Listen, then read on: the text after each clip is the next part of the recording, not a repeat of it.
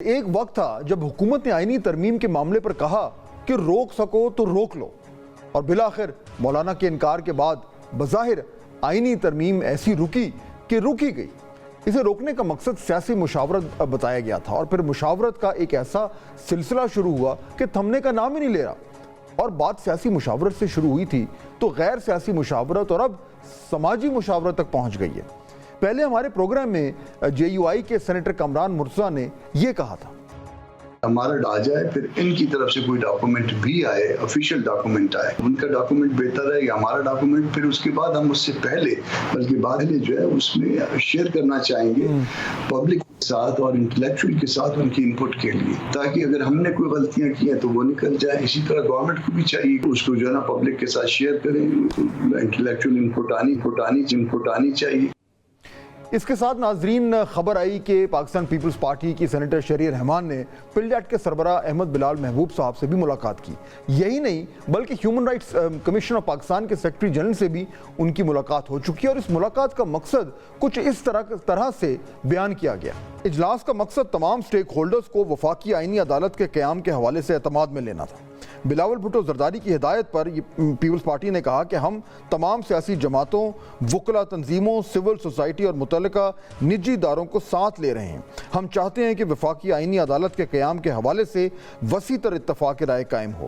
Peoples party ان کے مطابق ہر stake holders کی رائے کو اہم سمجھتی ہے اور شفافیت اور مشاورت کو یقینی بنانے کی کوشش کر رہی ہے، اور انہوں نے کہا کہ وہ چاہتے ہیں کہ وفاقی آئینی عدالت کا قیام 18ویں ترمیم کی طرح متفقہ اور اتفاق رائے پر مبنی ہو۔ اب یہاں حیرانی کی بات یہ ہے کہ بات شروع ہوئی تھی آرٹیکل 8 سے، بات شروع ہوئی تھی ججز کی تقرری اور تبادلوں میں پارلیمان کے اختیار سے، بات شروع ہوئی تھی چیف جسٹس کی ریٹائرمنٹ میں 3 سال کے اضافے سے، بات نکلی تھی پارلیمانی پارٹی کی ہدایت کے خلاف ووٹ شمار ہونے سے، لیکن اب ہر مشاورت سے یہ جو لیک شدہ آئینی مسودہ ہے اس کا جو ہے وہ بالکل جو حلیہ ہے اس کو تبدیل کر رہی ہے۔ سب سے پہلا وار آرٹیکل 8 میں ترمیم پر کیا گیا، حالانکہ آرٹیکل 8 جو ہے وہ اس مسودے سے پہلے ہی حذف کر دیا گیا تھا۔ آرٹیکل 8 کے مطابق مملکت پاکستان کوئی ایسا قانون وضع نہیں کرے گی جو بنیادی انسانی حقوق کو سلب کرے، لیکن اس کا اطلاق کسی ایسے قانون پر نہیں ہوگا جو مسلح افواج، پولیس یا کسی دوسرے قانون نافذ کرنے والے ادارے سے متعلق ہو۔ مولانا فضل الرحمان نے کچھ ہی دن پہلے صحافیوں سے ملاقات میں کہا کہ اس آرٹیکل کے مطابق قانون نافذ کرنے والے اداروں کو بلا جواز اختیارات دیے جا رہے ہیں۔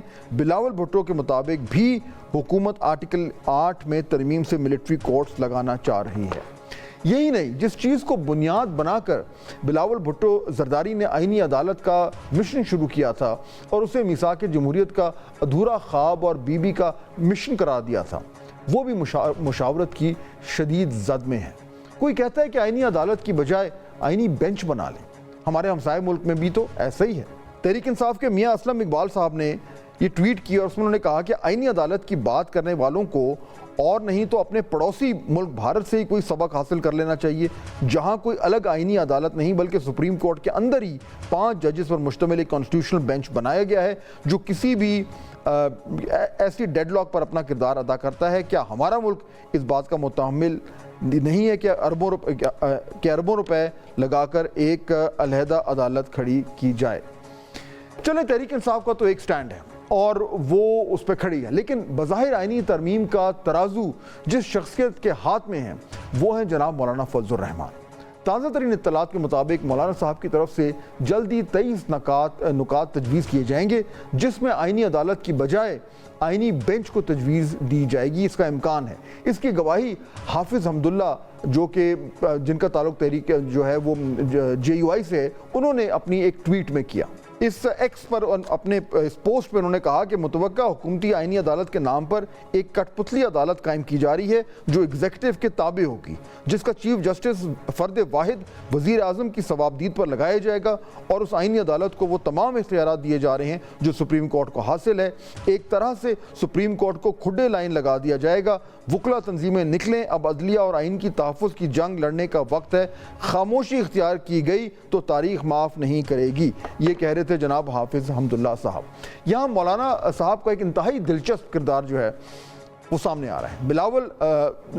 بلاول جو ہے وہ مولانا سے مل کر جاتے ہیں تو کہا جاتا ہے کہ ऑल इज वेल। लेकिन फिर मौलाना कहते हैं कि हम हुकूमती मुसव्वदे को यकसर मुस्तरद करते हैं। फिर बात चलती है और ऐवान सदर में मौलाना की बड़ों से मुलाकात होती है और खबरें आती हैं कि मौलाना शायद मान गए। तो फिर पाकिस्तान पीपल्स पार्टी की तरफ से जवाब ये आता है, क्या की जमात आपका जो ड्राफ्ट है वो और जो हुकूमत का पीपल्स पार्टी का ड्राफ्ट है वो तकरीबन इत्तेफाक राय पैदा हो रहा है? मेरा ख्याल है ऐसा नहीं है। मौलाना आ जाते हैं तो उसको शेयर कर लेंगे दोस्तों के साथ, फिर देख लीजिएगा कि हमारा और उनका मिलता है या अलग अलग है। हमारे अपनी देखिए, हम जैसे पार्टियां अलग अलग हैं वैसे ड्राफ्ट भी वो सोच भी अलग है, ड्राफ्ट भी अलग है। नाज़रीन, मौलाना अपने मौक़िफ़ सामने रख चुके हैं। उन्होंने अपनी जमात को साथ लेकर चलना है। इस जमात को जिसे हुकूमत साजी के दौरान बिल्कुल नज़रअंदाज किया गया था, वो मौलाना जो अपोजिशन दौर में PDM के सरबराह थे और उन्हें बाद में कोई लिफ्ट ना कराई गई, कि शायद यही वजह है कि इस पार्लियामेंट को जाली करार देने वाले मौलाना की जमात इस वक्त हुकूमती इत्तेहादियों को तिगनी का नाच नचवा रही है और कभी हाँ और कभी ना का ख़त्म होने वाला सिलसिला जो है वो जारी है। यही नहीं, मुशावरत की बात इस जोर शोर से निकली है कि जहां आईनी तरमीम के खिलाफ 4 से ज़्यादा अदालती दरखास्तें आ चुकी हैं, वह मुशावरत के लिए भी अदालती ऐवानों में पहुंच चुकी है। एक दरख्वास्त सीनियर सियासतदान मुस्तफ़ा नवाज़ खोखर ने दायर की है। 18वीं तरमीम में भी अवामी राय ली गई और इसी तरह इस आईनी तरमीम में भी अवाम को राय देने का हक मिलना चाहिए। इसके अलावा बलूचिस्तान बार काउंसिल ने भी आईनी तरामीम के खिलाफ दरख्वास्त दायर की है। दरख्वास्त में कहा गया है कि मुजव्वज़ा आईनी तरामीमी बिल आइन की नुमाइयाँ खसूसियात को मनसूख कर देगा। मुजव्वज़ा तरमीमी बिल आज़ाद अदलिया, बुनियादी हुकूक, इंसाफ तक रसाई के हक़ को मुतासर करेगा। मुजव्वज़ा आईनी तरमीम बिल पाकिस्तान को पार्लिमानी जमहूरियत से इस्टेब्लिशमेंट के ज़ेर कंट्रोल रियासत में बदल देगा और ये आईनी तरमीमी बिल जो है वो मुल्क को मावराए आइन कुव्वतों के ज़ेर इक़्तिदार रियासत में बदल देगा।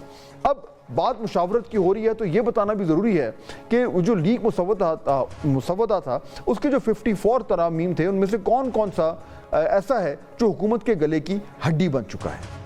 आर्टिकल 8 के बाद सबसे पहला एतराज़ 63A पर उठाया गया था, मगर उसे सुप्रीम कोर्ट जो है वो हल कर चुकी है। इसके बाद अपोजिशन के हॉट फेवरेट एतराज़ात में आईनी अदालत का क़याम, आईनी अदालत के चीफ जस्टिस की तैनाती का पहली दफ़ा इख्तियार सदर और वज़ीर आज़म के पास होगा, जबकि इसके बाद 8 रुकनी पार्लिमानी कमेटी करेगी जो स्पीकर नशिस्तों के तनासब से बनाएंगे। वफाकी आईनी अदालत के जज की रिटायरमेंट की उम्र जो है वो 68 साल, जो कि इस वक्त 65 साल है। मफाद आमा के मामलात पर तमाम मुकदमात वफाकी आईनी अदालत सुनेगी। मफाद आमा के तमाम मुकदमात सुप्रीम कोर्ट से वफाकी आईनी अदालत मुंतकिल हो जाएंगे। हाई कोर्ट्स के आईनी मामलात पर फैसले वफाकी आईनी अदालत में चैलेंज हो सकेंगे। हाई कोर्ट्स की अपीलें सुप्रीम कोर्ट सुनेगी। आईनी सवालात वफाकी आईनी अदालत सुनेगी। आर्टिकल 200 पर भी एतराज़ उठाया गया। इस आर्टिकल में हुकूमत जो तरमीम करने जा रही है उसके मुताबिक सदर जुडिशल कमीशन की सिफारिश पर किसी जज को एक हाई कोर्ट से दूसरी हाई कोर्ट ट्रांसफ़र कर सकेंगे, जबकि उस वक्त मौजूदा आर्टिकल 200 के मुताबिक जजेस की ट्रांसफ़र के लिए मुतलका जज की मर्जी जो है वो ज़रूरी है। और इसके बाद आर्टिकल 199 कौमी सलामती से मुतल्लका किसी शख्स पर हाई कोर्ट हुक्म जारी नहीं कर सकेगा, जबकि हाल ही में हमने देखा है कि इस्लामाबाद हाई कोर्ट में खुफिया अदारों के अफसरान के न सिर्फ नाम लिए गए बल्कि उन्हें तलब भी किया गया। अब देखना यह है कि इस मुशावरत के अमल से किस किस मुजवज़ा तरमीम पर कैंची चलती है और इतनी कैंचियाँ चलने के बाद इस आईनी तरमीम का हुकूमत को कोई फ़ायदा होगा या नहीं होगा, वरना प्लान ए और प्लान बी तो वैसे ही हमेशा तैयार रहता है। हो सकता है कि इतनी कैंचियाँ चलने की ज़रूरत पैदा ही ना हो और 63A की तशरीह हुकूमत का काम आसान कर दे। और अगर ये भी ना हुआ तो इलेक्शन कमीशन को स्पीकर खत लिख चुके हैं। इलेक्शन कमीशन का मखसूस नशस्तों पर एक खत हुकूमत की आईनी तरमीम और 2/3 अक्सरियत की किश्ती को पार लगा देगा, क्योंकि अगर इलेक्शन कमीशन ये फैसला करता है कि 23 मखसूस नशस्तों में से 20 हुकूमती इत्तेहाद जबकि 3 अपोजिशन इत्तेहाद में मौलाना को मिलेंगी और मौलाना की जमात अदालत में इन मखसूस नशस्तों पर अपना हक पहले ही जता चुकी है, इस वक्त आईनी तरमीम के साहिल पर पहुँचने के लिए पहले हुकूमत को SCO का दरिया पार करना है, जबकि मुबैना तौर पर 18 अक्टूबर बरोज़ जुमा दोनों ऐवानों का इजलास बुलाने की तैयारी हो चुकी है। क्योंकि अगर ये दरिया 25 अक्टूबर से पहले पार करना है तो नए चीफ जस्टिस के आने से पहले हो सकता है कि इस आईनी तरमीम पर एतराज़ात भी पुख्ता दिए जाएं। लेकिन ऐसी सूरत आईनी तरमीम तो हो जाएगी, लेकिन हुकूमत जो ऑप्टिक्स देखना चाह रही है शायद वो ना दिखा पाए।